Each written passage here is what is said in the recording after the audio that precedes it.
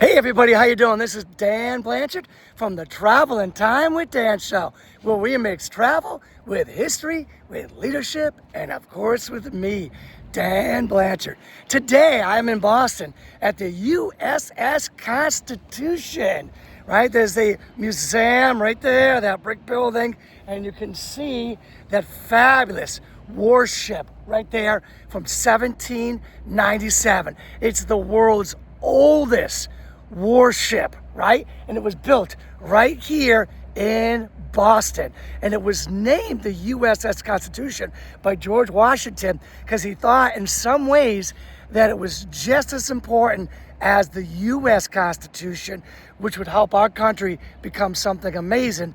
But when we were young and small, if we couldn't protect ourselves, the U.S. Constitution was never going to get a chance to work its magic as a democracy.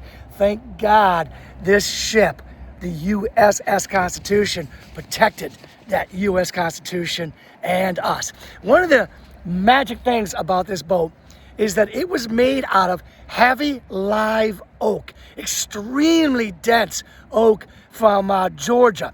And it wasn't the white oak that was typical for ships that they got out of Europe. This one was really, really heavy, very, very strong. All right, that's one of the magic. And there was, of course, some engineering marvels that made it fast and strong and all that stuff. We'll get to that in a minute.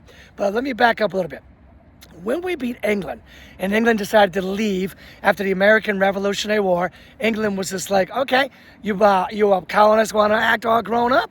Well, let's see how you do as all grown up. Let's see how you do when the best navy in the world is no longer protecting you. Good luck with those pirates. And guess what? The Barbary Pirates, they gave us a really hard time, right? They were making it really hard for us to make any money with trade and just taking our boats, killing our men, doing whatever they wanted to us. We basically had no navy for the most part.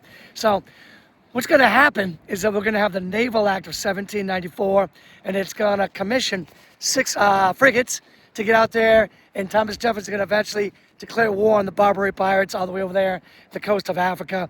And there's going to be a couple of Barbary Pirate wars, I believe, and we're going to eventually fight them back, all right?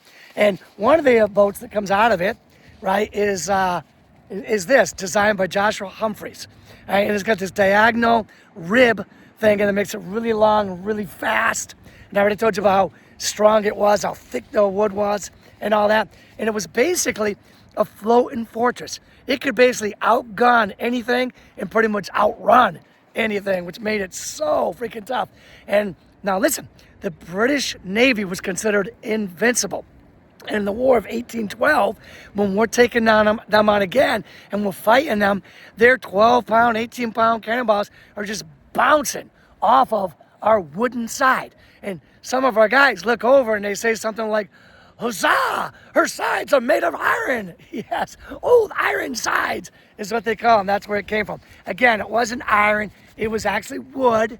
Right? Her sides are made of wood, right? But that heavy live oak was like a magic kind of like wood, right? So dense, so thick, so strong. And we were just sinking those invincible English Navy ships like crazy in the War of 1812. And people were like, wow, how are you guys doing it? That's simply amazing. Can't believe you're doing it. And it was basically psychologically transformative for the American people. And I got to tell you something. Before this ship is done with all the stuff it's going to do, right, it goes 33-0. It's undefeated, 33-0. All right. Now, this also shows the world, right, that we are no longer like the little brother of England, right? We have passed out England with what we could do with our American ingenuity and engineering. All right, we've passed them out, 33-0, baby, right? We're no longer the little brother. Basically, the student has become the teacher, right?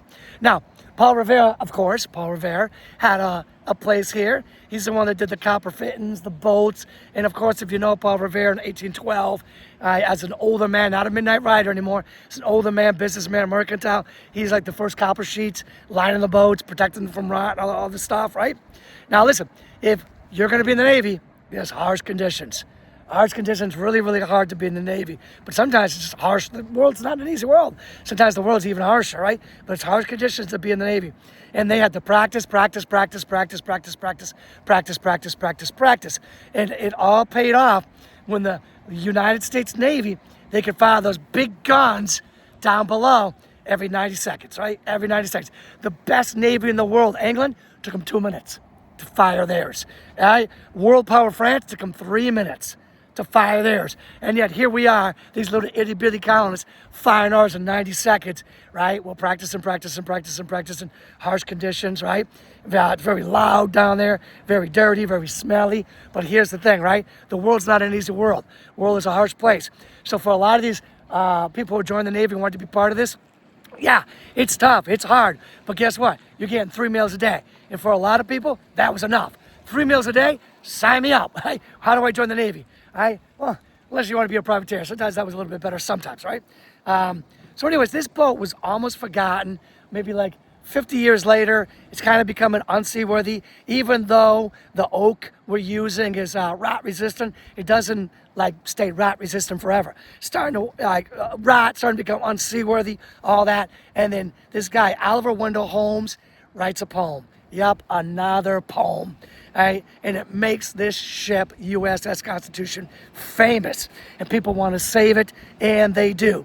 They save it, becomes a museum, and much, much more, because believe it or not, there's still an active Navy unit on that uses it. So it's more, it goes out, it doesn't just sit as a museum, it goes out, it's very, very active, okay? Now, you know, I always talk about Traveling Time with Dan, with travel, history, leadership lessons, of course, me. This is really, really cool place. You should definitely come down here, check this place out, check out Boston. History, I've just given you a little teeny bit of it.